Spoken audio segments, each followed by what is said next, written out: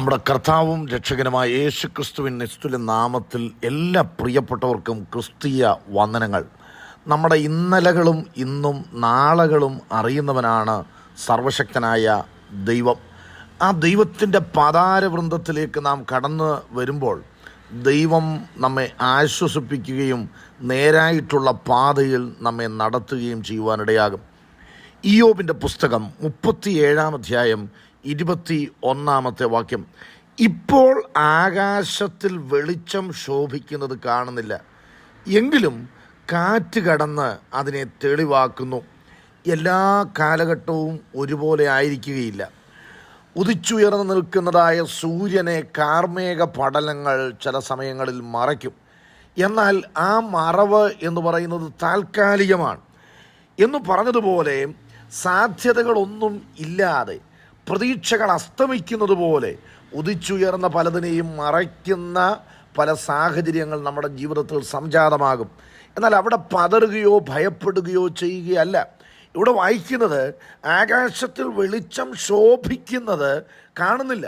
ഉദിച്ചുയർന്ന് നിൽക്കുന്ന സൂര്യനെ കാർമേഘ പടലങ്ങൾ മറയ്ക്കുമ്പോൾ ആ സൂര്യനെ കാണാൻ കഴിയാതെ ഇരിക്കുന്നത് പോലെ അങ്ങനെയുള്ളതായ ചില മറവുകൾ ജീവിതത്തിൽ ഉണ്ടാകും. എന്നാൽ ഇവിടെ വായിക്കുന്നത് എങ്കിലും കാറ്റ് കടന്ന് അതിനെ തെളിവാക്കുന്നു. എത്ര സമയം മാത്രമേ അതിനെ മറയ്ക്കുവാൻ കഴിയുകയുള്ളൂ? കാറ്റ് കടന്നു ചെല്ലുന്ന സമയം വരെ. കാറ്റ് കടന്നു ചെല്ലുമ്പോൾ മറച്ചിരിക്കുന്ന കാർമേഘ പടലങ്ങൾ അവിടുന്ന് മാറിപ്പോകുവാൻ ഇടയാകും. നമ്മുടെയും ദൈനംദിന ജീവിതത്തിൽ ഉദിച്ചുയർന്ന പലതിനെയും മറച്ചു കളയുന്ന ഇത്തരം കാർമേഘ പടലങ്ങൾ ജീവിതത്തിൽ ഉരുണ്ടുകൂടുമ്പോൾ ഭയപ്പെടുകയും ദൈവം കൈവിട്ടത് കൊണ്ടാണോ, അല്ലെങ്കിൽ സൂര്യനെ ഇപ്പോൾ കാണുന്നില്ലല്ലോ, ഉദിച്ചുയർന്ന അവസരം മങ്ങിപ്പോയോ എന്നുള്ളതായ ചിന്തകൾ നമ്മുടെ ജീവിതത്തിൽ കടന്നു വരും. എന്നാൽ നമ്മൾ ആഗ്രഹിക്കുകയും പ്രാർത്ഥിക്കുകയും ചെയ്യേണ്ടത്, ദൈവമേ, അങ്ങയുടെ കാറ്റ് എൻ്റെ മുൻപിൽ ഉദിച്ചുയർന്നിരിക്കുന്നതിനെ മറച്ചിരിക്കുന്ന ആ കാർമേഘ പടലങ്ങളെ മാറ്റുന്നതിന് വേണ്ടി അയക്കണമേ എന്ന് ദൈവത്തോട് പ്രാർത്ഥിക്കുമ്പോൾ ദൈവം കാറ്റടിപ്പിക്കും. വിശേഷിച്ച് നാം തിരുവെഴുത്ത് പഠിച്ചാൽ ചില കാറ്റുകൾ ദൈവം അടുപ്പിക്കുന്നുണ്ട്. നോഹയും കുടുംബത്തെയും പെട്ടകത്തിൽ കയറ്റിയത് ദൈവമാണ്. എന്നാൽ ആ പെട്ടകത്തെ അരാരാത്ത് പർവ്വതത്തിൽ ഉറപ്പിക്കുന്നതിന് വേണ്ടി ദൈവം കാറ്റടുപ്പിക്കാൻ. ദൈവം കാറ്റടുപ്പിച്ചതോടുകൂടെ ആഴിയുടെ ഉറവകൾ അടഞ്ഞു.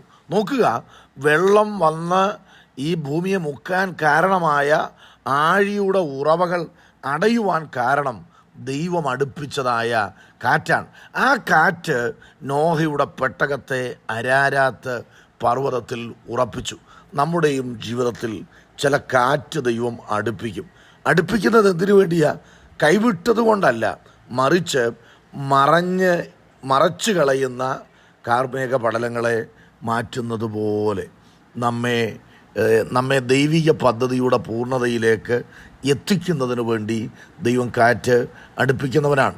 എന്നെ കേൾക്കുന്ന പ്രിയപ്പെട്ടവരെ, കിഴക്കൻ കാറ്റുകൾക്ക് വേദപുസ്തകത്തിൽ പ്രത്യേക പ്രാധാന്യം കൊടുത്തിട്ടുണ്ട്. അതൊരു പഠന വിഷയമാക്കിയാൽ തന്നെ അന്ന് രാത്രിയിൽ യഹോവയായ ദൈവം ഒരു കിഴക്കൻ കാറ്റ് അടുപ്പിച്ചു, ചെങ്കടൽ രണ്ടായി പിരിഞ്ഞു. അതുപോലെ ഇസ്രായേൽ മക്കൾ അവരെ ഇറച്ചിയില്ലാതെ ഭാരപ്പെട്ടപ്പോൾ ദൈവം കിഴക്കൻ കാറ്റടുപ്പിച്ചു, ലിവിയാഥാൻ്റെ തലയെ തകർത്ത് കളഞ്ഞു. കിഴക്കൻ കാറ്റടുപ്പിച്ച് ആ കിഴക്കൻ കാറ്റാണ് അവർക്ക് കാടപ്പക്ഷികളെ പാളയത്തിലേക്ക് കൊണ്ടു കൊടുക്കുവാനായിട്ട് ഇടയായത്. അപ്പോൾ ദൈവത്തിൻ്റെ പദ്ധതികൾ മറയ്ക്കാൻ ആർക്കും കഴിയുകയില്ല. യെശയ്യാവിൻ്റെ പ്രവചനം 25-7 വാക്യം, യഹോവയായ ദൈവം ഈ പർവ്വതത്തിൽ വെച്ച് സകല ജാതികളുടെ മേൽ കിടക്കുന്ന മറവും മൂടുപടങ്ങളും നീക്കിക്കളയും.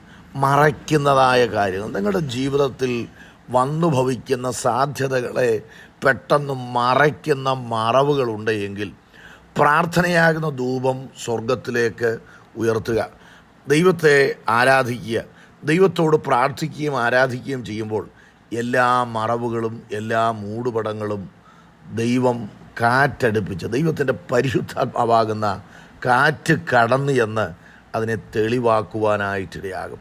ഇന്ന് രാവിലെ ഈ വചനം ശ്രദ്ധിക്കുമ്പോൾ തെളിയിക്കപ്പെടേണ്ടത്, തെളിഞ്ഞു വരേണ്ടത്, ശോഭിക്കേണ്ടത്, ശോഭിച്ച് നിൽക്കേണ്ടത്, നിങ്ങൾക്ക് വേണ്ടി ചില ഇടങ്ങളിൽ നേരെ നിൽക്കേണ്ടത്, അതിനെ മറയ്ക്കുന്നതായ എല്ലാ മറവുകളെയും മൂടുപടങ്ങളെയും സ്വർഗം ശാസിച്ച് ദൈവപ്രവൃത്തി ജീവിതത്തിൽ വെളിപ്പെടുത്തത്തക്ക നിലയിൽ, അതിൻ്റെ ഭാഗികമായിട്ടല്ല, അതിൻ്റെ പൂർണ്ണതയിൽ ചിലത് പ്രാപിക്കത്തക്ക നിലയിൽ ദൈവം തൻ്റെ കാറ്റ് അടുപ്പിക്കുക തന്നെ ചെയ്യും. ചിലത് തെളിഞ്ഞു വരും. അതിനുവേണ്ടി ദൈവസന്നിധിയിൽ ഏൽപ്പിക്കാം. ഈ വചനങ്ങളാൽ ദൈവം നമ്മെ അനുഗ്രഹിക്കട്ടെ. സ്വർഗീയ പിതാവേ, ഈ വചനം കേട്ട പ്രിയപ്പെട്ടവരുടെ ലൈഫിൽ മറവിട്ടിരിക്കുന്ന, മൂടുപടമിട്ടിരിക്കുന്ന, തെളിഞ്ഞു വന്നതിനെ മറച്ചു കളയുന്ന എല്ലാ മറവുകളെയും മൂടുപടങ്ങളെയും ശാസിച്ച് പ്രാർത്ഥിക്കുന്നു. ദൈവപ്രവൃത്തി വെളിപ്പെടട്ടെ.